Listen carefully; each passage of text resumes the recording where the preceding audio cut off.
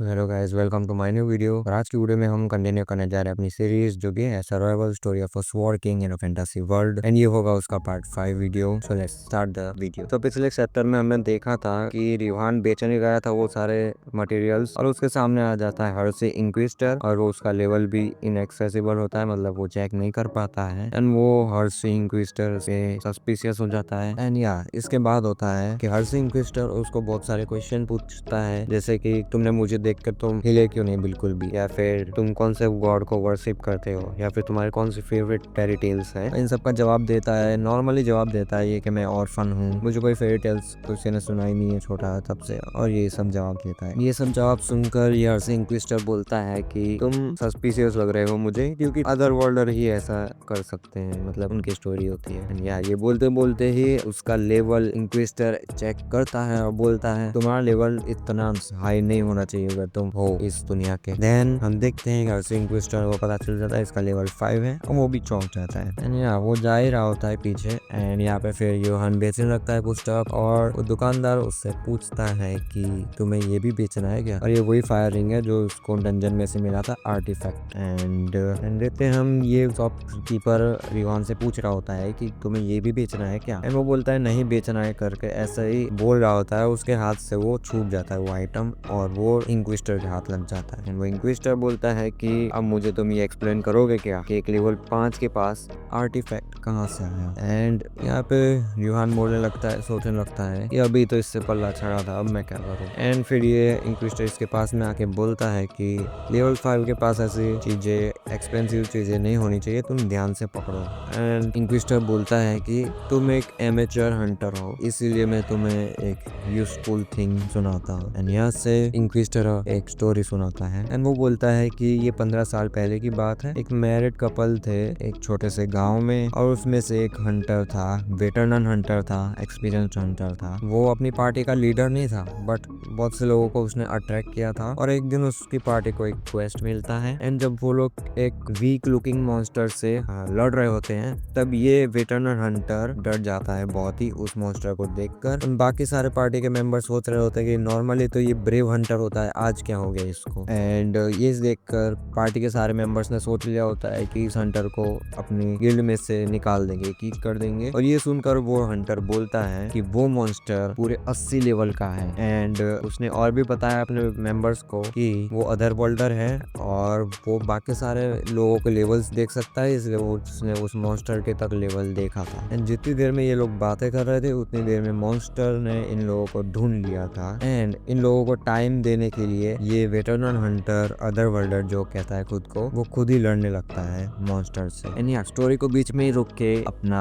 हर से इंक्विजिटर बोलता है, मतलब पूछता है क्वेश्चन रिवान से कि तुम्हें क्या लगता है कौन मरा हुआ इस स्टोरी में। एंड रिवान बोलता है शायद से वो अदर वर्ल्डर जिसकी आइडेंटिटी डिस्कवर हुई थी, जो उसने खुद को रिवील किया था। या इंक्विजिटर बोलता है नहीं, ऐसा नहीं हुआ था, इसमें एक एक्सेप्शन था, अदर वर्ल्डर और पार्टी लीडर को छोड़ के बाकी सारे लोग जो भी कनेक्टेड थे उनसे, वो सब मर गए थे, क्योंकि जो पार्टी लीडर था उसने खुद को ही बेच दिया था हर्सी इंक्विजिटर के पास। एंड बाकी सारे जो पार्टी के मेंबर्स थे वो इन्वेस्टिगेशन में ही मर गए, क्योंकि उन लोगों ने एक अदर वर्ल्डर के साथ मिलकर पार्टी बनाई थी और लड़ रहे थे। एंड या अदर वर्ल्डर जो सर्वाइव कर चुका था वो अपने घर पे आता है, बट विलेजर्स ने उसका घर भी जला के रख दिया था ये सारी बातें सुनकर। एंड अब कोई भी नहीं बचा था उसको वेलकम बैक बोलने के लिए घर पे। एंड ये सब होता हुआ देखकर उसके आंखों में गुस्सा भर जाता है, और वही गुस्से से वो पूरे विलेजर्स को मार डालता है, एंड वो विलेज भी छोड़ डालता है। एंड यहाँ पे ही इंक्विजिटर बोलता है कि जो भी कनेक्टेड होंगे अदर वर्ल्डर से वो सब को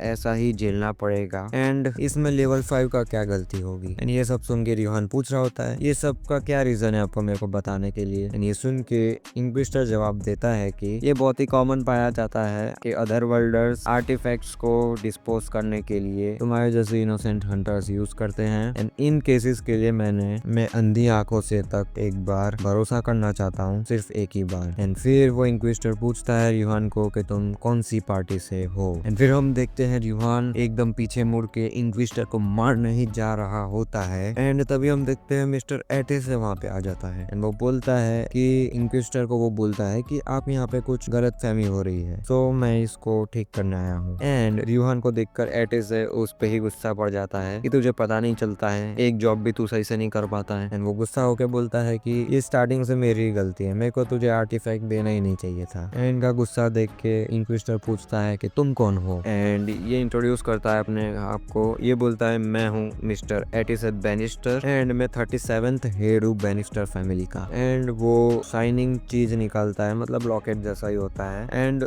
इंक्विजिटर बोलता है कि तुम बैनिस्टर फैमिली से हो, उनकी ब्लड लाइन मुझे लगा था एंड हो गई है, बट ये शाइनिंग लॉकेट ही तुम्हारा प्रूफ है। एंड या इसकी बात सुनकर ये इंक्विजिटर बिल्कुल चूहा जैसा हो जाता है। इधर वो सर बैनिस्टर करके बुलाता है एटिसे को। वो बोलता है कि मैं अभी ड्यूटी पे हूँ इसीलिए मास्क नहीं उतार सकता, बट आपका क्या रिलेशनशिप है इस आदमी के साथ, रिहान के साथ मतलब। एंड यहाँ पे एटिसे बैनिस्टर बोलता है कि वो मेरे में मतलब बैग उठाने का काम करता था मेरे क्वेस्ट में, और थोड़े दिन पहले ही उसने ज्वाइन किया है, इसलिए उसको इस जगह के बारे में कुछ ज्यादा कुछ पता नहीं है। एंड ये सोचकर रिहान सोच रहा होता है कि मैंने कब इसके साथ काम किया, क्या वो मुझे हेल्प करने की मदद कर रहा है। एंड वहाँ पे एटिसे उसको उलझा के रख रहा था और पीछे से थम्स अप दे रहा था रिहान को। एंड उसको देखकर रिहान भी जोश में आ जाता है और बोलता है मुझे भी इन लोगों के साथ गेम खेलनी चाहिए। एंड वो चौड़ा होके आ जाता है, बोलता है I am sorry mister. And ऐसे ही बच के ये लोग निकल रहे होते हैं। एंड रिहान के हाथ में वो आर्टिफैक्ट होता है जो फायर बॉल होता है। वो देख के इंक्विजिटर बोलता है बाय द वे तुम्हारे हाथ में जो आर्टिफैक्ट है उसकी एबिलिटी क्या है। एंड ये दोनों अलग ही आंसर दे देते हैं और यहाँ पे ये दोनों मैस्ड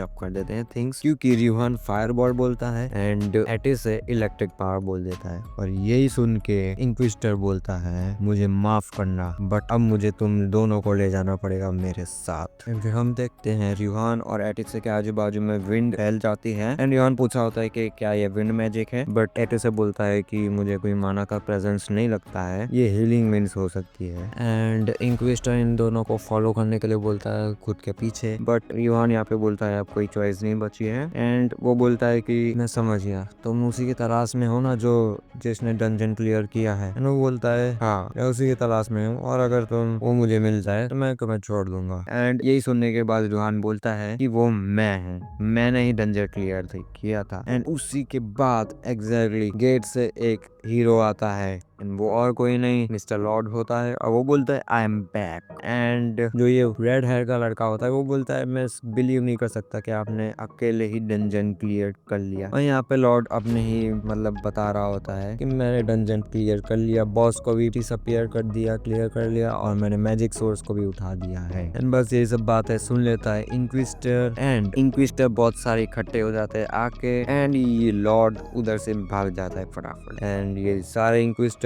उसके पीछे चले जाते हैं, बट जो अपना ये वाला इंक्विजिटर था पहले वाला वो उधर ही रहता है। एंड वो उन दोनों से माफी मांगता है एटिसे से और अपने रिहान से। एंड वो बोलता है कि नहीं, रिहान और एटिसे पूछते हैं कि फिर उसका क्या होगा मिस्टर लॉर्ड का अगर आप लोगों ने पकड़ लिया उसको तो। और यहाँ पे मिस्टर इंक्विजिटर बोलता है कि मैं तुम्हें लोकेशन तो रिवील नहीं कर सकता, बट हम उसको कैद में रखेंगे, इन्वेस्टिगेशन करेंगे, और उससे कुछ नहीं निकला सच या फिर कुछ प्रॉब्लम नहीं हुई तो हम उसको रिलीज कर देंगे। एंड यहाँ पे इंक्विजिटर एरिक को बुला के बोलता है कि तुम मेरी वजह से बेच नहीं पाए अपना मटेरियल, इसीलिए मेरे पास अभी पैसे तो नहीं है, बट ये चेक रख लो। एंड यहाँ पे मिस्टर एरिक मतलब कि रिहान मिस्टर एटिस से पूछता है कि आप मेरा एक फेवर करोगे। एंड या इसी के बाद सीन चेंज हो जाता है और हम देखते हैं ऑन प्लस हंटर गिल्ड के अंदर का सीन, जहाँ पे जो रिसेप्शनिस्ट होती है वो माफी मांग रही होती है बकमैन से कि उसको नोटिस नहीं मिली कि गिल्ड मास्टर भाग चुके हैं। एंड फिर यहाँ पे एम्बर और बकमैन थोड़ा सा ब्लशिंग करने लगते हैं बातें करते करते। एंड यहाँ पे इन सब के बारे में यही बातें हो रही होती है, खाना पीना करते हैं। एंड हम देखते हैं गेट खुलता है पीछे से और कोई एंटर करता है। एंड बकमैन उसको देख के बोल रहा होता है कि तुम क्यों यहाँ पर हो।